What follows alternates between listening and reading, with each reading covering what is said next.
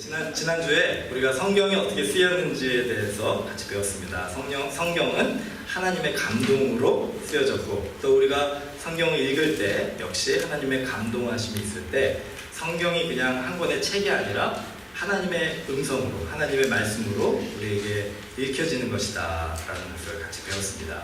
오늘은 두 번째로 이 성경의 내용에 대해서 같이 배우려고 합니다. 자, 책을 읽을 때 가장 중요한 것이 무엇이냐면은 이제 주제를 파악하는 거예요.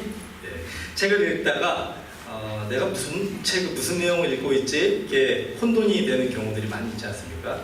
근데 아무리 두껍고 아무리 어렵고 참 읽기 어렵다 생각되는 책도 그 책의 주제가 무엇인가를 우리가 딱 정리해서 기억하면은 그 책이 오랜 기간 동안 우리에게 유익한 책이 되는 것이고, 아무리 쉽고 읽기 편한 책이라도 그 주제를 파악하지 못하고 책을 읽다 보면 한 책을 다 읽고 나서 하루 이틀 지나고 나면 뭘 읽었는지 기억도 안 나는 그런 경우들이 있습니다. 그렇기 때문에 이 성경을 읽을 때도 이 성경의 주제가 무엇인가 이거를 좀 파악하는 게 필요하다는 것이죠. 성경은 총 66권으로 지어졌기 때문에 각 그 책마다 각각의 그 스토리가 있고 또 나름대로의 그 중심되는 그런 주제들이 있습니다. 그런데 재미있는 것은 이게 성경이 정말로 하나님의 감동으로 쓰여졌다라는 것을 우리가 알 수 있는 것이, 그 66권이 오랜 기간 동안에 다른 저자들에 의해서 쓰여졌음에도 불구하고 첫 책인 창세기부터 마지막 책인 요한계시록까지 그 전체를 통과하는, 전체를 이렇게 엮어주는 그런 주제가 있다는 거예요. 그 성경의 그 주제가 무엇이냐? 바로 하나님의 언약이다라는 것입니다. 우리 같이 한번 좀 따라해 주시기 바랍니다. 성경의 주제는 하나님의 언약입니다. 하나님의 언약입니다. 기억하세요. 성경의 주제는 하나님의 언약입니다. 그러면 도대체 하나님의 언약이 무엇입니까? 이렇게 물어보실 수 있죠. 하나님의 언약은 예수 그리스도를 통해 인간을 구원하시고, 그리고 하나님과 사랑의 그 관계를 회복하시겠다라는 약속, 이게 바로 하나님이 우리에게 주시는 언약이다라는 것입니다. 그래서 이 성경 66권의 그 주제를 우리가 이제 하나님의 언약이다라고 하고, 그것을 두 가지로 정리하면 예수 그리스도를 통한 인간의 구원과, 그리고 그를 통해서 이루시고자 하시는 하나님과의 사랑의 관계의 회복이다라고 할 수가 있어요. 이거 두 가지를 기억을 하시고, 이게 바로 하나님이 우리와 맺게 원하시는 언약이며, 이게 바로 성경 66권의 주제다라고 생각하시면 성경을 읽으실 때 어느 정도 이렇게 잘 정리가 된 그런 그 마음으로 읽으실 수가 있습니다. 제가 얼마 전에 새 책을 사가지고 있다가 커피를 이렇게 옆에 놓고 읽었는데 커피가 잘못해서 쓰러지는 바람에 책에 커피가 묻었어요. 근데 여러분 그거 아십니까? 종이에는 커피가 묻으면 안 지워지더라고요. 아무리 제가 이렇게 닦으려고 해도. 그래서 참 안타까운 마음으로 그 커피의 흔적을 이제 남겨놓은 상황에서 읽게 됐는데, 제가 그것을 이제 묵상을 하면서 생각을 해보니까, 이 성경이 우리에게 주고자 하는 그 흔적, 보여주고자 하는 그 흔적, 이게 바로 예수님의 흔적이구나. 그러니까 성경의 주제가 예수님을 통한 구원이다라고 할 때 성경의 창세기부터 요한계시록까지 우리는 끊임없이 그 예수님의 흔적을 볼 수밖에 없는 것입니다. 창세기는 모세가 기록을 했죠. 하나님의 감동하심으로 모세가 기록을 했는데, 그게 예수님이 태어나시기 한 1400여 년 전에 쓰여진 책이에요. 그러니까 모세가 예수님이 오시게 될 것이라는 것을 알았을 리가 없죠. 근데 재밌는 거는 그럼에도 불구하고 창세기 3장 15절에 보면은 이 모세가 오실 예수 그리스도에 대한 이야기를 쓰는 것을 보게 됩니다. 물론 이제 하나님께서 천지창조, 아담과 하와를 통해 천지를 창조하신 이야기를 전개를 하면서 보여주신 부분이지만, 아담과 하와가 하나님 앞에 범죄를 하죠. 그런 후에 하나님이 그걸 발견하고 그 아담과 하와를 범죄케 한 사단을 이제 꾸짖으실 때 이렇게 얘기를 하시는 거예요. 내가 너로 여자와 원수가 되게 하고 내 후손도 여자의 후손과 원수가 되게 하리니, 여자의 후손은 내 머리를 상하게 할 것이요 너는 그의 발꿈치를 상하게 할 것이니라. 여기에서 대상, 너는 이제 사단이고, 여자의 후손이 누구냐? 이게 이제 후손이라고 하면 여러 사람을 얘기하는 거잖아요. 오랜 기간 동안. 그런데 이 모세가 이 3장 15절을 쓸 때 이 후손을 그 복수로 쓰지 않고 단수로 썼다는 겁니다. 그 얘기는 뭐냐면은 여러 사람을 지칭하는 것이 아니라 한 사람을 지칭하는 것이죠. 하나님께서 왜 성령의 감동하심을 통해서 모세에게 분명히 정상적으로 후손을 얘기를 할 때는 복수를 사용해야 되는데 왜 단수의 단어를 사용해서 여자의 후손을 지칭했을까? 바로 그 여자의 후손이 오실 예수 그리스도를 지칭하는 것이기 때문에 그래요. 그래서 사단이 그 예수님의 이 여자의 후손의 발꿈치를 상하게 하고 그리고 그 여자의 후손 예수님은 사단의 머리를 상하게 할 것이다. 이렇게 예언을 한 겁니다. 예수님이 태어나시기 1400여 년 전에. 근데 어떤 일이 일어났습니까? 예수님이 십자가에서 죽으실 때 사단은 예수님의 발꿈치를 상하게 했다라고 기뻐했을 거예요. 그런데 예수님이 죽으신 후에 사흘 만에 부활하실 때 그 부활을 통해서 사단이 잡고 있던 그 죽음의 권세를 물리치시고 사단의 머리를 상하게 하심으로써 우리 모두가 사단의 권세가 아닌 예수님의 권세 아래 있게 하시는 우리를 죄에서 자유케 하시고 우리에게 부활을 선물로 주시는 그 역사를 이루심으로 사단의 머리를 상하게 하시는 너무나 아름다운 그 예언의 말씀의 성취 아닙니까? 이게 어떻게 가능했겠는가? 1400여 년 전에 예수님의 태어나시기 1400여 년 전에 모세가 어떻게 이것을 알고 이렇게 기록을 했을까? 바로 여기에서 우리는 예수님의 흔적을 발견할 수 있다는 거예요. 자, 그로부터 시간이 좀 지나가서 이제 기원전 700년, 예수님이 태어나시기 700여 년 전에 이사야라는 선지자가 이제 등장을 합니다. 그때는 이스라엘이 그 강대국 속에서 막 위협을 받던 시기였었어요.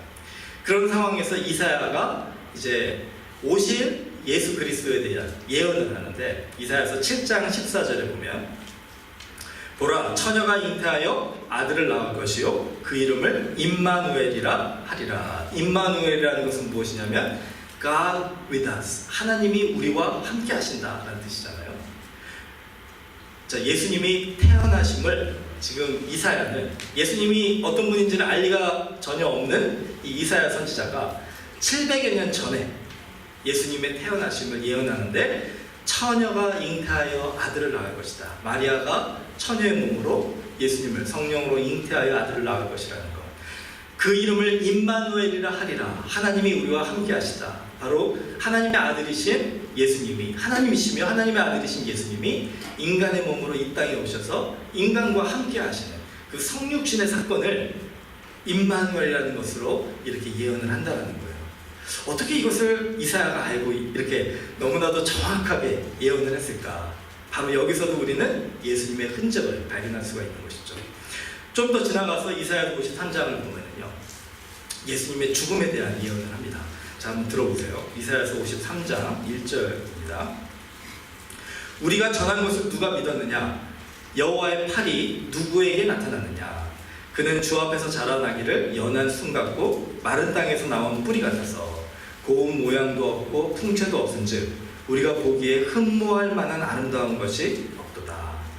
그는 멸시를 받아 사람들에게 버림받았으며 간고를 많이 겪었으며 질고를 아는 자라. 마치 사람들이 그에게서 얼굴을 가리는 것 같이 멸시를 당하였고 우리도 그를 귀히 여기지 아니하였도다. 그는 실로 우리의 질고를 지고 우리의 슬픔을 당하였거늘 우리는 생각하기를 그는 징벌을 받아 하나님께 맞으며 고난을 당한다 하였노라. 그가 찔림은 우리의 허물 때문이요 그가 상함은 우리의 죄악 때문이라. 그가 징계를 받음으로 우리는 평화를 누리고 그가 채찍에 맞음으로 우리는 나음을 받았도다. 우리는 다 양 같아서 그를 행하여 각기 제 길로 갔거늘 여호와께서는 우리 모두의 죄악을 그에게 담당시키셨도다. 자, 이게 예수님의 제자가 쓴 게 아니에요. 700여 년 전 예수님이 십자가에서 그 고난을 당하시고 사람들에게 그 로마 병사들에게 찔림을 당하시고 채찍을 맞으시고 그 십자가에서 우리의 죄를 사하시기 위해서 어린 양처럼 죽으신 그 사건이 있기 700여 년 전에 이사야가 성령의 감동하심으로 성경에 기록을 한 것입니다. 정말 그 소름이 끼칠 정도로 어떻게 이렇게 마치 이사야가 그 자리에 있었던 것처럼 이 십자가에서 일어날 일을 우리에게 미리 성경을 통해서 얘기해 줬었을까? 바로 성령의 감동하심으로 예수님의 흔적이 그 이사야서에 이렇게 묻어져 있는 것이다라고 할 수가 있겠죠. 여러분 다윗 잘 아시죠? 다윗은 그 예수님이 태어나시기 1000년 전에 살았던 사람입니다. 그 다윗이 이제 시편에 시를 기록하는데 그 시는 예수님의 부활을 얘기를 하고 있다는 거예요. 시편 16장 8절입니다. 내가 여호와를 항상 내 앞에 모시며 그가 나의 오른쪽에 계심으로 내가 흔들리지 아니하리로다. 이게 지금 그 메시아 구원자 이제 예수님이 고백하는 것으로 다윗이 시편을 기록을 하는 거예요. 이러므로 나의 마음이 기쁘고 나의 영도 즐거워하며 내 육체도 안전히 살리니 이는 주께서 내 영혼을 스올에 버리지 아니하시며, 스올은 이제 그 지옥이다라고 할 수가 있겠죠. 주의 거룩한 자를 멸망시키지 않으실 것임이니이다. 주께서 생명의 길을 내게 보이시리니 주의 앞에는 충만한 기쁨이 있고 주의 오른쪽에는 영원한 즐거움이 있나이다. 자, 예수님이 죽으신 후에 3일 만에 부활하시기 1000년 전에 다윗은 죽음 후에 그 영혼이 스올에 그 음부에 버려지지 아니하고 그냥 죽음으로 방치된 무덤에 있지 아니하고 주의 거룩한 자를 멸망시키지 않으신다. 그 육체를 다시 살리셔서 그 안전하게 하시는 그 고백을 지금 한다는 것입니다. 어쩌면은 참 믿기 어려운 이 상황, 이것을 이제 예수님의 제자들이 예수님의 부활하신 후에 사도행전을 보면 이 시편 16장을 인용해가지고 그 예수님께서 우리에게 보여주신 그 부활은 이미 성경 속에 우리에게 예언되어 있는 말씀의 성취다라는 걸 얘기하는 걸 보게 돼요. 자, 예수님의 태어나심, 예수님의 죽으심, 예수님의 부활하심, 이 모든 것들이 이렇게 성경에 이미 기록이 되어서 우리에게 전해져 왔다는 것입니다. 자, 그래서 고린도전서 15장 3절을 보면은 바울이 이렇게 얘기를 합니다. 내가 받은 것을 먼저 너에게 전하였노니 이는 성경대로 그리스도께서 우리를 죄를 위하여 죽으시고 장사 지낸 바 되셨다가 성경대로 사흘 만에 다시 살아나사. 자, 바울도 예수님이 태어나시고 죽으시고 부활하심은 성경대로 이루어진 것이다. 성경에 이미 기록된 일들이 이루어진 것이다 라는 거예요. 너무나 신비하지 않습니까? 아까 제가 잠깐 말씀드린 이 북한에 대한 그 얘기, 87년에 북한에 대한 미리 그 하나님께서 문을 여실 것을 보시고 선교를 위하여 선교사들을 헌신시키신, 그 중에 저도 하나 포함되죠. 모르겠습니다. 앞으로 한 10년 후에 20년 후에 제가 북한에 있을지도 모르겠어요. 가라고 하시면 가야죠. 근데 참 신비한 게 불가능할 거라고 생각을 했어요. 불가능할 거라고 생각했는데 몇 개월 사이에 정말 이게 가능하겠구나라는 그런 그 경험을 하고 나니까 하나님께서 계획하시고 하나님께서 이루시는 일들은 우리가 생각하는 우리의 상상과 우리의 이 상식을 초월하는 것이구나라는 것을 깨닫게 됐습니다. 누가 그걸 예상을 했겠습니까? 예수님의 제자들이 성경을 읽으면서 정말 너무나도 신비하다라는 생각을 했었을 것 같아요. 마리아의 이 성령으로 잉태되셨다는 얘기를 들으면서 이사야서 7장을 보게 됐을 거고, 그들의 눈으로 목격하는 예수님의 그 십자가의 고난과 죽음을 보면서 이사야서 53장을 읽었을 거고, 예수님의 그 부활하심을 보면서 시편 16장을 읽었을 거를 지금 우리가 한번 생각해 보면은 바울이 여기서 얘기하는 것처럼 성경대로 죽으시고 장사 지낸 바 되었다가 성경대로 사흘 만에 다시 살아나셨다라고 이렇게 담대하게 선포하는 것이 이해가 된다는 거예요. 그런데 안타까운 것은 이렇게 성경이 예수님의 그 구원하심을 우리들에게 오랜 기간 동안에 예수님의 이 사건이 있기 전부터 얘기해주고 있지만, 그 성경을 우리가 가지고 있고 성경을 읽고 있으면서도 우리는 그 예수 그리스도가 우리의 삶 속에서 일하고 계심에 대한 확실한 믿음을 갖지 못할 때가 많이 있다는 거죠. 왜 그렇습니까? 오늘 같이 읽은 본문의 말씀처럼 고린도전서 2장 10절에 보면 오직 하나님께서 성령으로 이것을 우리에게 보이셨으니 성령은 모든 것, 곧 하나님의 깊은 것까지도 통달하시느니라. 성경을 읽으면서 우리가 주제 파악을 못하고, 그 주제가 뭐라고요? 예수 그리스도잖아요. 그것을 우리가 파악하지 못하는 이유는 성경 속에서 하나님께서 역사하시는 그 성령을 통해서 우리가 깨달음이 없기 때문에 그래요. 성령이 우리에게 이것을 보여주지 않으시면 우리는 그 성경에 묻어있는 예수님의 그 흔적을 발견할 수가 없다는 것입니다. 그래서 성령님이 우리와 함께 하심이 중요한 거예요. 성령의 감동하심이 중요한 것입니다. 지난주 동안 여러분 좀 기도하셨습니까? 성령님, 나를 감동시키셔서 나에게 그 하나님의 호흡을 불어넣어 주셔서 내가 성경을 읽을 때 나로 하여금 성경이 정말 하나님의 음성으로 들리게 해주십시오. 그렇게 하면서 성경을 읽으시면서 어떤 은혜를 받으시는지 모르겠습니다. 우리 그 가장 젊은 순이죠. 우리 사순 우리 식구들이 지난주 순모임을 하면서 우리 요한복음을 우리가 읽으며 이런 마음으로 우리가 요한복음을 다시 한 장 한 장 읽자 이렇게 결심을 했어요. 사순 식구들 좀 열심히 읽고 계십니까? 예, 아멘. 예, 우리 젊은 친구들이 이렇게 열심히 하나님의 말씀으로 돌아가려고 노력을 하는데, 우리 3순, 2순, 1순 우리 성도님들도 우리가 도전받아서 다시 성경으로 돌아가는 그런 우리들이 됐으면 좋겠습니다. 우리가 성령님께서 함께 하시면 성경의 창세기부터 요한계시록까지, 자, 예수님의 이전에 기록된 성경은 오실 예수님에 대한 예언이었습니다. 그리고 복음서는 바로 오신 예수님, 그리고 요한계시록까지, 이제 그 요한계시록 전까지는 오신 예수님에 대한 설명이었다면, 이제 요한계시록은 오실 예수님에 대한 다시 오실 예수님에 대한 기록이라는 거예요. 그리고 우리는 그 모든 것을 가지고 그 예수님과 교제하며 동행하며 그 예수님을 기다리는, 또 예수님의 그 함께하심을 우리가 경험하는 그런 저희들의 삶을 지금 살고 있다라고 할 수가 있습니다. 하나님께서 성령으로 이것을 우리에게 보여주시면 어떤 일이 일어날까? 제가 순모임을 하면서 우리 형제 중에 한 분이 이런 얘기를 하시더라고요. 성경을 우리가 잘 읽지 못하는 이유가 뭡니까? 예, 그때 제가 이런 얘기를 했어요. 성경이 정말 하나님의 음성을 우리에게 오고, 그 성경을 통해서 그 하나님의 역사하심을 우리가 경험하면 성경을 사랑하게 된다. 그리고 성경을 보지 않고는 마치 그 하나님의 사랑의 편지를 우리가 읽지 않고는 견딜 수 없는 것처럼 성경을 자꾸 보고 자꾸 읽게 된다. 이런 얘기를 이렇게 하면서 돌아가면서 이제 성경의 경험을 좀 얘기하자 그랬는데, 어떤 하영자가 이렇게 얘기를 하시더라고요. 그런 마음으로 성경을 읽었는데 성경을 통해서 아무 도움이 되지 않았다.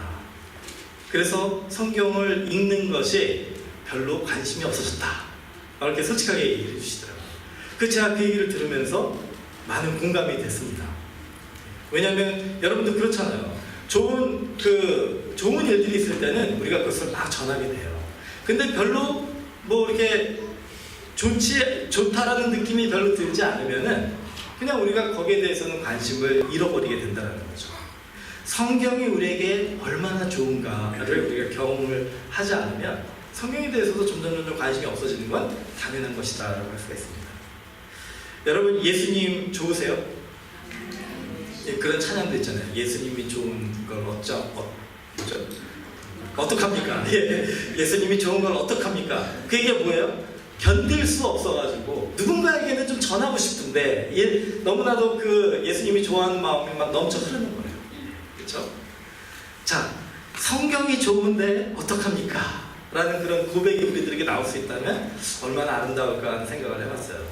자, 그러기 위해서는 성경이 우리에게 주는 유익이 뭔가를 좀 배워야 됩니다. 오늘 저희가 3가지로 이 성경이 우리에게 주는 유익을 배우려고 합니다. 여러분, 이거를 꼭 마음에 좀 잘 새겨두시고 성경을 읽으실 때마다 이 3가지를 꼭 기억을 해주세요. 그러면은 많은 도움이 될 거예요. 자, 첫 번째, 성경이 우리에게 주는 유익이 무엇인가? 첫 번째로는 성경은 인생의 길을 인도해주는 신호등이 된다는 겁니다. 저를 좀 따라해주세요. 성경은 인생의 길을 인도해주는 신호등입니다. 시편 119편 105절 주의 말씀은 내 발의 등이요 내 길의 빛이니이다. 하나님의 말씀은 내 발의 등이요 내 길의 빛이다 라고 하는 거예요. 여러분, 신호등에 대해서 한번 좀 생각해 볼까요? 신호등이 뭐죠? 신호등은 사람들에게 길을 안내해 주는 빛입니다. 그래서 그 그린라이트이 오면은 앞으로 가고, 레드라이트이 오면은 멈추고, 옐로우 라이트이 오면 어떻게 해야 됩니까? 더 빨리 나가고, 그렇죠? 네, 그렇게 하면 안 되죠. 옐로우 라이트이 깜빡거리는 이유는 뭐죠? 슬로우 다운하라, 조심하라는 거죠. 예. 습관이 들어가지고 옐로우 라이트 오면 그냥 더 밟아버리는 경우들이 있는데 그게 아닙니다. 예. 여러분, 그 신호등 또 여기 그 스카로즈밀 로드 가보면은 이제 좌우 신호등도 있더라고요. 예, 뭐 오른쪽 화살표가 있으면은 오른쪽으로 가라, 왼쪽 화살표가 나오면 왼쪽으로 가라, 이런 거잖아요. 그 길잡이 역할을 해주는 게 신호등이죠. 그렇죠? 근데 여러분 한번 생각해 보시래요. 신호등이 앞에 딱 켜졌을 때 그 신호등을 따라하지 않고 그냥 무시하고 지나가면 어떤 일이 일어날까요? 예, 솔직히 말해서 아무 일도 일어나지 않습니다. 그 신호등이 내려와가지고 우리를 막 붙잡고 막 그러지 않죠? 예, 그냥 지나가도요 아무 일도 일어나지 않아요. 그렇죠? 근데 왜 우리는 신호등을 지킬까요? 두 가지로 대답을 할 수가 있죠. 첫 번째는 경찰 때문에, 그렇죠? 티켓 받으면은 돈 내야 되죠? 포인트 받죠? 그러니까 그게 무서워가지고 신호등에서 우리는 신호등을 지키는 거예요. 순종하는 거예요. 그렇죠? 그 또 한 가지는 뭡니까? 이게 조금 더 좋은 이유인 것 같아요. 우리가 신호등을 지키는 이유는 안전을 위해서. 그렇죠? 나의 안전과 그 신호등 주변에 있는 차들의 안전을 위해서 우리는 신호등을 지킵니다. 그렇죠? 자, 그런데 그 신호등이 하나님의 성경이다라고 한번 생각을 해보세요. 주의 말씀은 내 발의 등이요 내 길의 빛이니이다 라고 하신 것처럼 신호등이 하나님의 말씀이다, 이 성경이다 라고 한다면요, 여러분이 성경의 말씀을 지키는 이유도 두 가지라는 거죠. 하나님 앞에 벌을 받을까봐, 내 이웃을 사랑하라 그랬는데 마음속에 어떤 사람이 너무 미운 거예요. 그래가지고 그 사람을 미워하기로 결심합니다. 그런데 길을 가다가 넘어졌어요. 막 여기 까졌어요. 그러면 순간적으로 우리는 무슨 생각을 합니까? 벌 받았구나. 하나님이 벌 주셨구나. 내가 이 사람을 미워하면 안 되겠구나. 그렇죠? 예. 그래가지고 하나님의 말씀을 지키는 경우가 있어요. 예, 뭐 이러나 저러나 하나님의 말씀 순종하면 좋은 거니까 그렇게 하셔도 괜찮습니다. 그런데 더 좋은 방법은 뭡니까? 마치 신호등을 안전을 위해서 지키는 것처럼 우리가 하나님의 말씀을 지키는 이유도 하나님이 우리에게 이것을 부탁하셨으니까, 하나님을 사랑하는 마음으로, 내가 사랑하는 사람이, 내가 존경하는 사람이, 내가 소중하게 생각하는 사람이 이걸 좀 해주지 않겠습니까? 할 때 우리가 들어주잖아요. 억지로 하는 게 아니라 자원하는 마음으로, 기쁜 마음으로 하잖아요. 마찬가지로 하나님의 말씀도 우리가 그런 마음으로 순종하려고 한다면 어떤 일이 일어날까? 마치 신호등을 우리가 안전을 위해서 지킬 때는 여유가 있습니다. 주변에 경찰이 있나 없나 볼 필요도 없고 여유롭게 지키잖아요. 자유함이 있다는 거예요. 신호등을 지키는 게 우리에게 구속이고 불편한 게 아니라 오히려 그걸 지킴으로써 우리는 편안하고 자유로워질 수 있다는 거죠. 하나님의 말씀도 우리가 이렇게 하나님을 사랑하고 하나님을 기쁘시게 해드리기 위해서 말씀을 순종하려고 한다면, 하나님이 이 말씀이 나에게 길잡이니까 그 말씀대로 내가 살아가면 나에게 복이 있으니까 그 마음으로 말씀을 지키려고 한다면 우리의 삶에 이 성경이 나를 구속하는 것이 아니라 성경 안에서 진정한 자유와 기쁨을 누릴 수가 있게 된다는 거예요. 여러분, 성경을 읽으면 달라집니다. 혹시 여기 오신 분들 중에 인생이 좀 여러 가지로 좀 힘들고 어려우신 분들, 그 혼돈 속에서 내가 뭔가 열심히 하는데, 제가 지난주에 어떤 분하고 같이 대화하다가 이런 얘기를 하시더라고요. 뭔가 열심히 일을 했는데, 한 20-30년 열심히 일을 했는데 아무것도 이룬 게 없는 것 같다는 얘기를 하시는 거예요. 좀 마음이 먹먹하더라고요. 여러분 혹시 그런 느낌 받으신 적 없으십니까? 뭔가 방향을 지금 못 잡고 있는 것 같은, 내 인생의 길을 가고 있는데 왠지 확신이 없고 내가 지금 잘하고 있는 건지 마음속에 그 기쁨이 좀 일어나지 않는 그러한 하루하루 그냥 이렇게 삶을 살아가고 계신다면은 문제가 뭘까? 여러분이 길을 잃어버리기 때문에 그래요. 길잡이가 필요한 겁니다. 신호등이 필요한 겁니다. 하나님의 성경의 말씀을 읽으셔야 돼요. 성경을 읽으면 뭔가 달라질까? 이렇게 질문하실 수가 있죠. 제가 오늘 여러분에게 확신을 가지고 대답을 드리겠습니다. 성경 읽으면 달라집니다. 성경은 하나님의 등이요 우리의 빛이기 때문에, 우리의 신호등이기 때문에, 우리의 안내자이기 때문에 성경을 읽으면 달라져요. 그거 성경을 읽으면 달라질까라고 물어보시는 분들은 성경을 안 읽으신 분들이에요. 여러분 혹시 오늘 마음에 좀 마음이 확신이 없고 내 삶에 그렇게 좀 혼돈이 있고 좀 복잡하고 정리가 안 된 것 같은 마음이 계시면, 뭔가 좀 허무한 마음이 드시고 이룬 것이 없는 것 같은 마음이 드신다면 오늘부터 성경을 붙잡고 펴서 읽으세요. 그러면 정말 달라지는 그런 경험이 있게 될 겁니다. 자, 두 번째로 성경이 우리에게 유익한 이유는 성경은 마음을 치료해주는 칼입니다. 저를 따라주세요. 성경은 마음을 치료해주는 칼입니다. 지난주에 같이 나눴던 말씀인데 히브리서 4장 12절 말씀입니다. 하나님의 말씀은 살아있고 활력이 있어 좌우의 날선 어떤 검보다도 예리하여 혼과 영과 및 관절과 골수를 찔러 쪼개기까지 하며 또 마음의 생각과 뜻을 판단하나니 지으신 것이 하나도 그 앞에 나타나지 않음이 없고 우리의 결산을 받으실 이 눈앞에 만물이 벌거벗은 것 같이 드러나느니라. 자, 성경은 좌우의 날선 어떤 검보다도 예리하다 이렇게 됐어요. 여기서 검이라고 번역이 돼서 우리가 좀 이게 멀게 느껴지는 것 같습니다. 이 검이라는 단어는요, 원어로 보면요, 이 그리고로 보면은 전쟁에 나갔을 때 이렇게 긴 칼 그걸 얘기하는 게 아니라 우리 식칼과 같은, 식칼보다 조금 더 큰 동물을 이렇게 살을 베가지고 그 안에 내장을 꺼내는데 쓰는 칼을 지칭하는 단어예요. 그러니까 검보다는 칼이라고 하는 게 더 맞습니다. 자, 이 칼을 한번 생각해 보세요. 칼도 참 신비한 물건인 것 같아요. 여러분, 칼 없는 집 없죠. 어느 집을 가나 다 칼은 있습니다. 왜냐하면 요리를 하려면 칼을 써야 되기 때문에 그래요. 우리 요리사도 저기 계시는데, 요리사가 칼을 무서워하면 되겠습니까? 그렇지 않죠. 칼은 우리에게 유익한 도구이기 때문에 그거를 사용해가지고 우리는 맛있는 음식을 만들잖아요.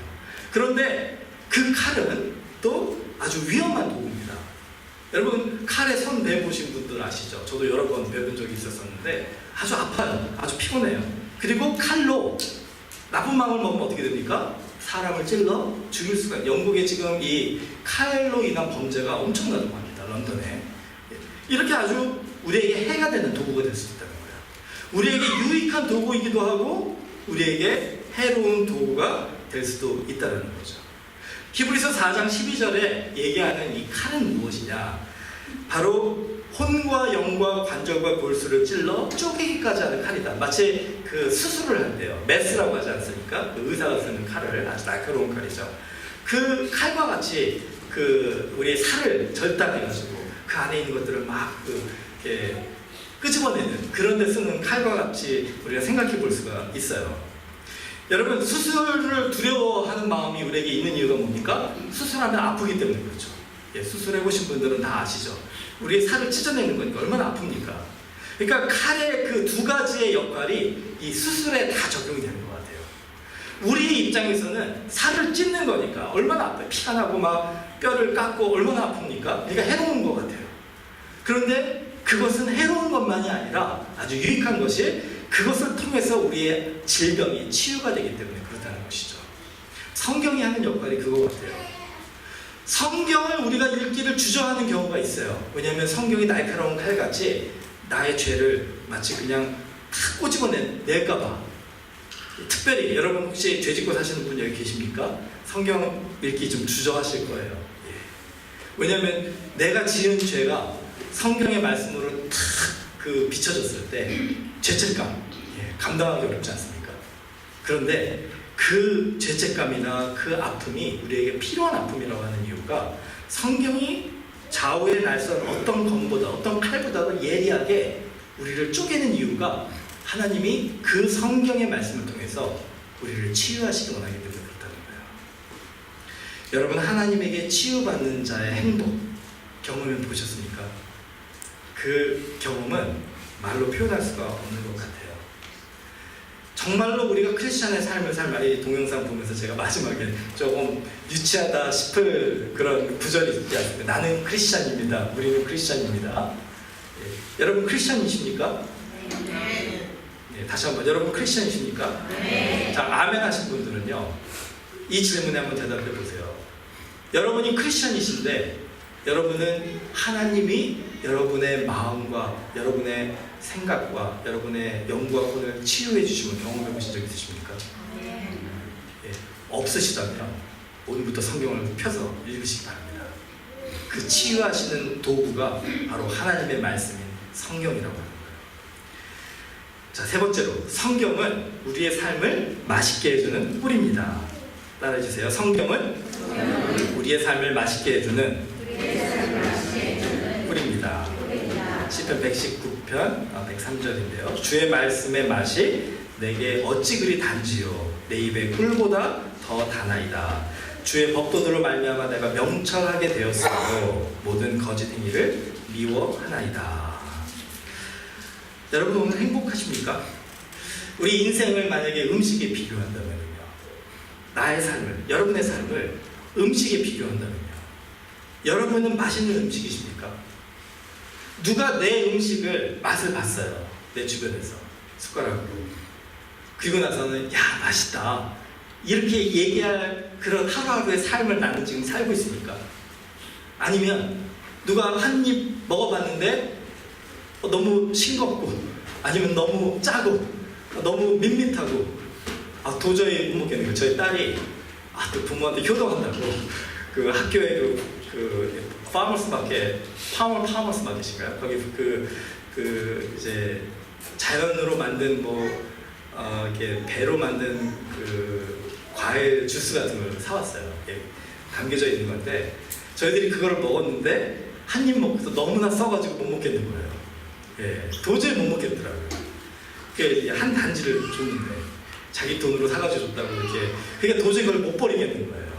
그래가지고 아내가 이걸 못 버리겠는데 먹긴 해야 되니까 설탕을 잔뜩 넣어가지고 해봤는데 결국은 못 먹겠더라고요. 그래서 결국 며칠 전에 버렸습니다.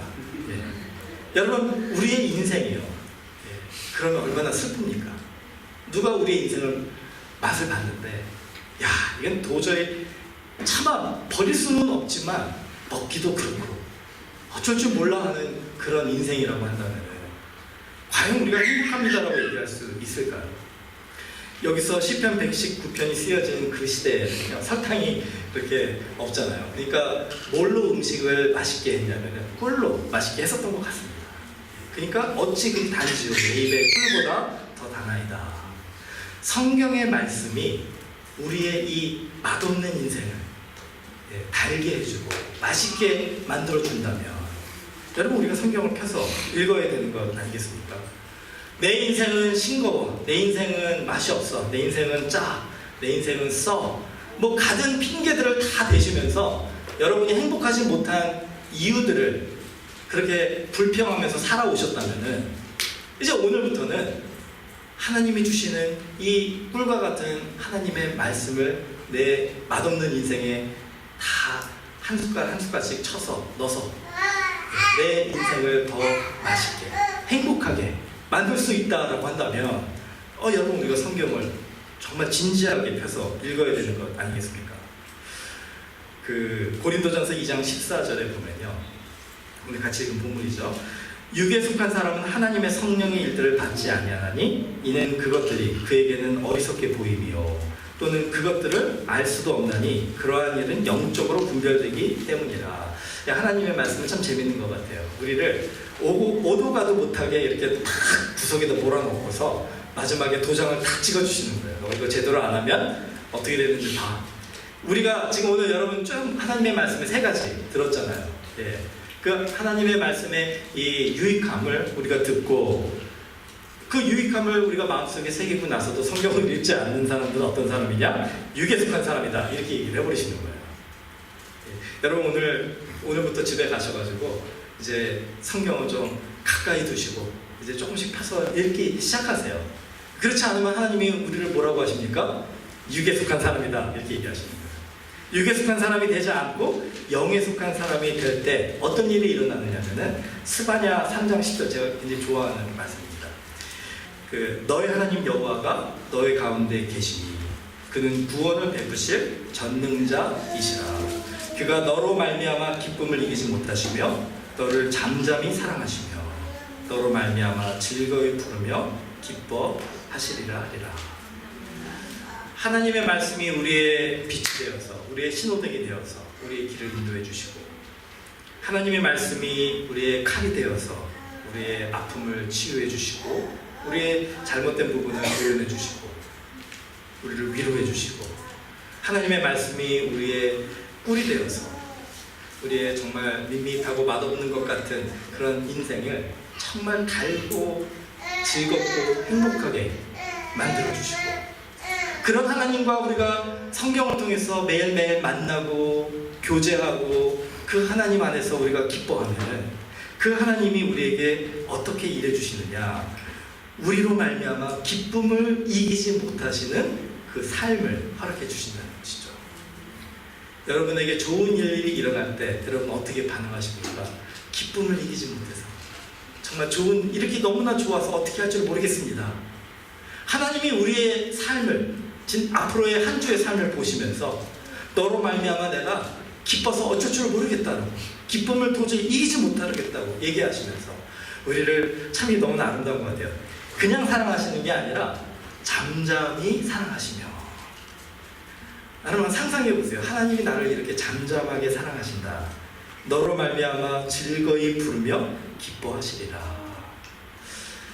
여러분 우리는 그 미미미미, 하나님 나를 기쁘시게 해주세요, 하나님 나를 행복하게 해주세요, 하나님 나에게 물질에 복을 주시고 나에게 건강에 복을 주시고 하나님 나에게 이것 주세요 저것 주세요, 이렇게 나 중심의 삶을 사는데 너무나도 집중해 있었다면은 성경은 우리에게 뭘 가르쳐 주냐면요, 우리가 하나님 중심의 삶, 하나님을 기쁘시게 해드리고 하나님을 행복하게 해드리고 하나님이 이렇게 정말 그 우리를 바라보시면서 미소를 지을 수 있는 삶, 이런 삶을 사는 것이 진정한 행복이다라고 우리에게 가르쳐 주는 거예요.